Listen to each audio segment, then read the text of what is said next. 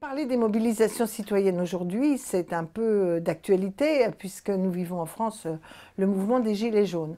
Mais on va faire une petite rétrospective pour voir si depuis mai 68, qui a été quand même un grand moment de mobilisation citoyenne, comment un peu s'est déroulée l'évolution. Est-ce qu'au fond, ça a beaucoup changé? D'abord, moi j'ai tendance à penser, quand on parle de mobilisation citoyenne, on pense aux grands moments d'émergence, des grandes manifestations, des blocages, comme mai 68 d'un côté, ou par exemple les Gilets jaunes aujourd'hui.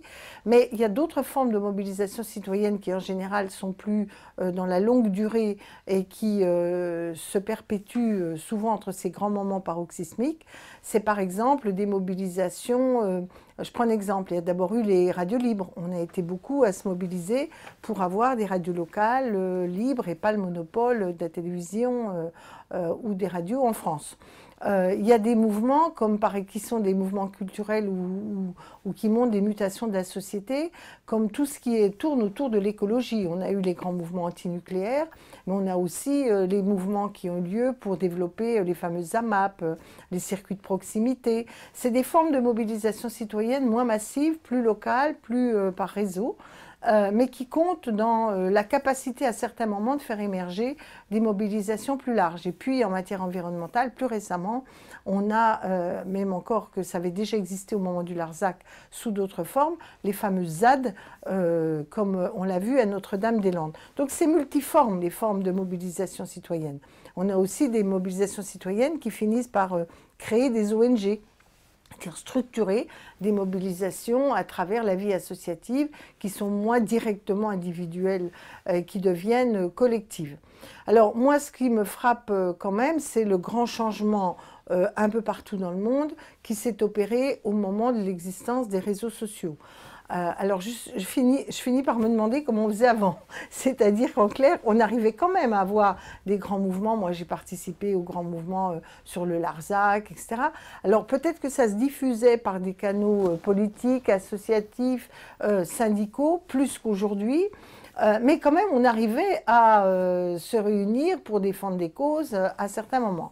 Alors, les réseaux sociaux donnent l'impression d'une éruption plus spontanée et plus diversifiée, sans doute, et finalement en chantant ces canaux plus structurés, plus habituels, qui étaient le monde associatif, syndical ou politique. Alors, est-ce un bien, est-ce un mal? En tout cas, ce qui est clair, c'est que ça élargit le champ des motivés et des gens qui sont capables de se mettre en mouvement. Ça permet aussi d'échanger sur le fond. C'est-à-dire, je vois les messages qu'il y a, les débats qui ont lieu. Quoi qu'on en dise, on dit les Gilets jaunes n'ont pas de motifs revendicatifs clairs.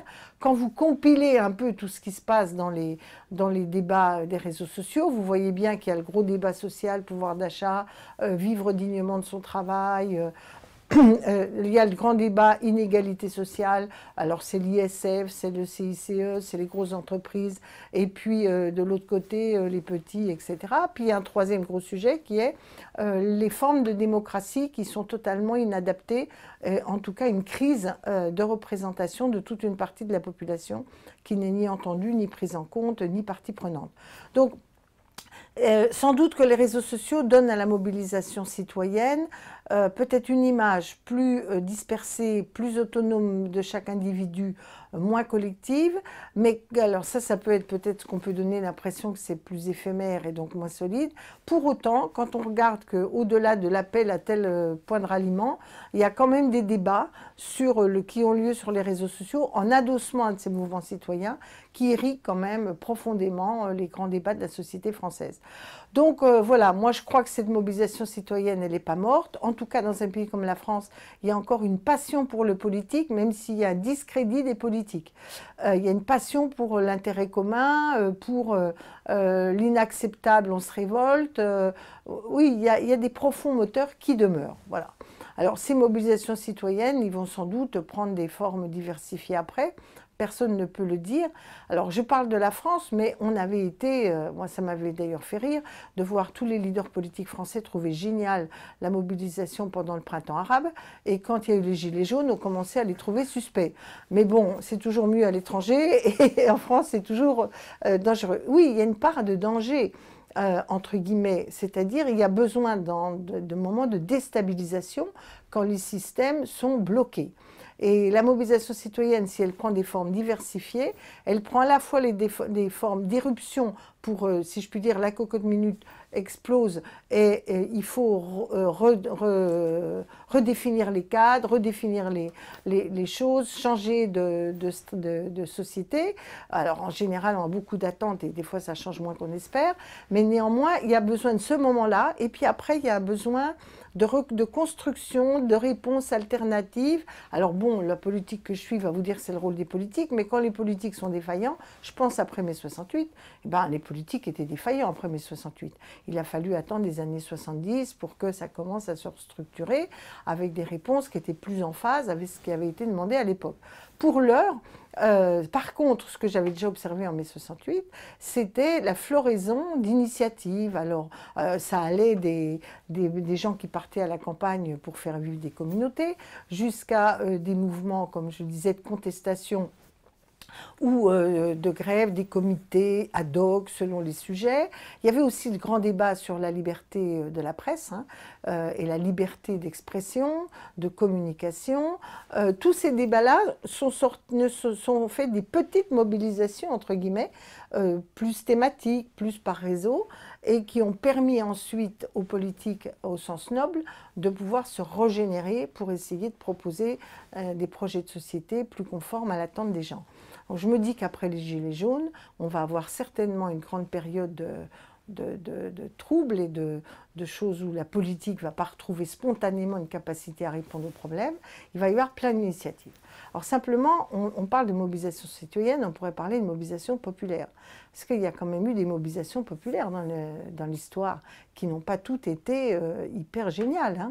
L'émergence des mouvements fascisants dans les pays dans les années 30, c'était des mobilisations citoyennes. Alors bien organisées, bien encadrées, mais quand même, les gens se prenaient en main, faisaient leurs petites milices locales, etc.